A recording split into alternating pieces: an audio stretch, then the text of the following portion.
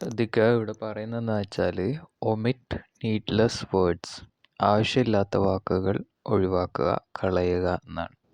Omit എന്നതിന് allied എന്നും വേണമെങ്കിൽ പറയാം, എലിഷൻ എന്ന അർത്ഥത്തിൽ. അപ്പോൾ വിഗറസ് റൈറ്റിംഗ്, നല്ല റൈറ്റിംഗ് എന്ന് പറഞ്ഞാൽ അത് ഈസ് കൺസൈസ്, അതെപ്പോഴും വാക്കുകൾ ചുരുക്കമായിരിക്കും, പക്ഷെ അതിൻ്റെ ആശയങ്ങളൊക്കെ ഉൾക്കൊള്ളിച്ചിട്ടുണ്ടാവും.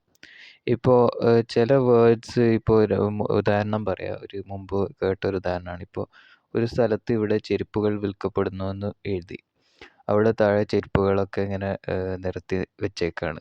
അപ്പോൾ അവിടെ ഇപ്പോൾ ഇവിടെ എന്ന് പറയേണ്ട ആവശ്യമില്ല, വിൽക്കപ്പെടുന്നു എന്ന് പറയേണ്ട ആവശ്യമില്ല, ഇതൊന്നും ആവശ്യമില്ല. ചെരുപ്പുകൾ എന്ന് തന്നെ പറയേണ്ട ആവശ്യമില്ല. വെറും ചെരുപ്പ് എന്ന് പറഞ്ഞാൽ ബോർഡ് വെച്ചിരുന്നെങ്കിൽ തന്നെ ആവശ്യം നിറവേറ്റിയേനെ. ഇനി ഇവിടെ കുറച്ച് എക്സ്പ്രഷൻസ് ഈ പ്രിൻസിപ്പളിനെ വയലേറ്റ് ചെയ്യുന്നതായിട്ട് കാണാം. നീഡ്ലെസ് വേർഡ്സ് ആണ്. The question as to whether, അങ്ങനെ വേണോ ഇങ്ങനെ വേണോ എന്ന ക്വസ്റ്റ്യൻ എന്ന അർത്ഥത്തിലാണ് ഇത് പറയുന്നത്. അതിന് പകരം ജസ്റ്റ് വെദർ എന്ന് യൂസ് ചെയ്താൽ തന്നെ അവിടെ വളരെ ചുരുങ്ങി കിട്ടും. ഓക്കെ, വേണമെങ്കിൽ ദ ക്വസ്റ്റ്യൻ വെദർ എന്നും കൊടുക്കുക. ഇനി അതിനെക്കാട്ടിയും ചുരുക്കമാണ് വെദർ എന്നുള്ളത്. അത് വേറൊരു ഓപ്ഷൻ, കുറച്ചും കൂടെ ലെന്തി ആയിട്ടുള്ള ഓപ്ഷൻ ബ്രാക്കറ്റിൽ കൊടുത്തത്. ഇനി ദർ ഇസ് നോ ഡൗട്ട്, ഒരു ഡൗട്ട് ഇല്ല ഒന്നൊഴികെ, ബട്ട് ദാറ്റ് എന്ന് വെച്ചാൽ വിത്ത് എക്സെപ്ഷൻ എന്ന് വെച്ചാൽ ഒരു സംശയമില്ല, അത് അങ്ങനെ തന്നെയാണെന്ന് പറയണം. അപ്പോൾ അതിന് പകരം എന്ത് ചെയ്യുക, നോ ഡൗട്ട് എന്ന് കൊടുക്കുക. ഇനി വേണമെങ്കിൽ അതിന് പകരം ഇപ്പം മുമ്പ് നമ്മൾ പറഞ്ഞ പ്രിൻസിപ്പിൾ വെച്ചിട്ട് ഡൗട്ട്ലെസ് എന്ന് കൊടുക്കുക. അത് പോസിറ്റീവായി, നോ ഡൗട്ട് എന്ന് പറയുമ്പോൾ നെഗറ്റീവായി. Okay, used for fuel purposes, ഫ്യൂളിൻ്റെ ആവശ്യത്തിന് വേണ്ടി ഉപയോഗിക്കുന്നത്. അതിന് പകരം ഫ്യൂളിന് വേണ്ടി ഉപയോഗിക്കുന്നു കൊടുക്കുക. ഇവിടെ പെർപ്പസസ് എന്ന് പറയേണ്ട, ഫോർ എന്ന് പറയുമ്പോൾ തന്നെ ആ പെർപ്പസിന് വേണ്ടിയാണെന്ന അർത്ഥം അതിൽ ഉൾക്കൊള്ളിച്ചിട്ടുണ്ട്. അപ്പോൾ അതുകൊണ്ട് തന്നെ പെർപ്പസസ് എന്ന് ഉള്ളത് ഇവിടെ വൃഥ ആയിപ്പോവും. ഇനി ഹി ഈസ് എ മാൻ, അയാളൊരു വ്യക്തിയാണ്. എങ്ങനെയുള്ള വ്യക്തിയാണ്? ഹൂ എന്നിട്ട് അയാൾ വിശേഷിപ്പിക്കുകയാണ്. അതിന് പകരം ഹി എന്ന് പറഞ്ഞ് എന്താ പറയാൻ ഉദ്ദേശിച്ചതെന്ന് വെച്ചാൽ അങ്ങനെ പറഞ്ഞാൽ മതി.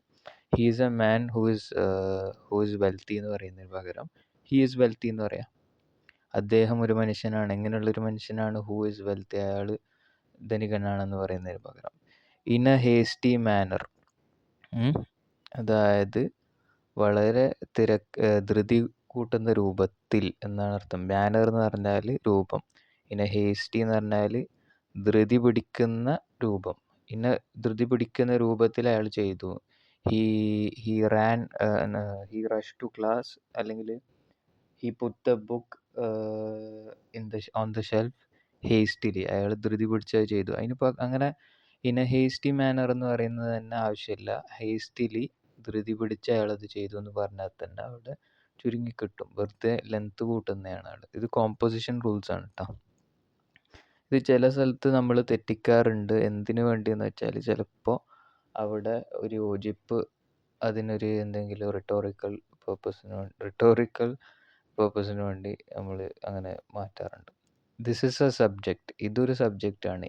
വിച്ച്, എങ്ങനെയുള്ള സബ്ജക്റ്റ്? വിച്ച് ഈസ് ഇമ്പോർട്ടൻറ്റ് എന്ന് പറയുന്നത് ഉദ്ദേശിക്കുന്നത്. അപ്പോൾ ഉദാഹരണത്തിന് this is A subject which is important, ഇത് ഇമ്പോർട്ടൻ്റ് ആയ subject.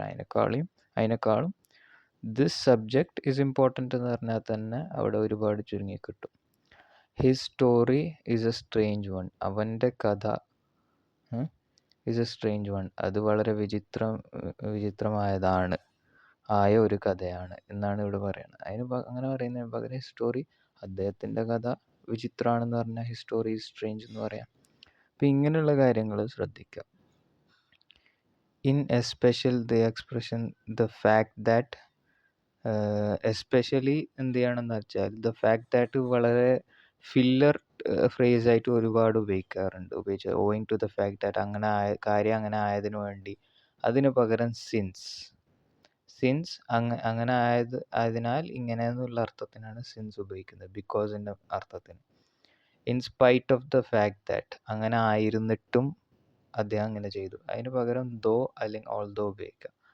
Call your attention to the fact that, നിങ്ങളുടെ ശ്രദ്ധ ഇതിലേക്ക് തിരിക്കാൻ വേണ്ടി. അതിന് പകരം റിമൈൻഡ് യു, നോട്ടിഫൈ യു എന്ന് പറയാം. ഇങ്ങനെയുള്ള കാര്യങ്ങൾ. I am unaware of the fact that, ഇതിന് പകരം ഐ വാസ് അൺഅവെയർ ദാറ്റ് എന്ന് പറയാം. The fact that he had not succeeded എന്ന് പറയുന്ന പകരം his failure. The fact that I had arrived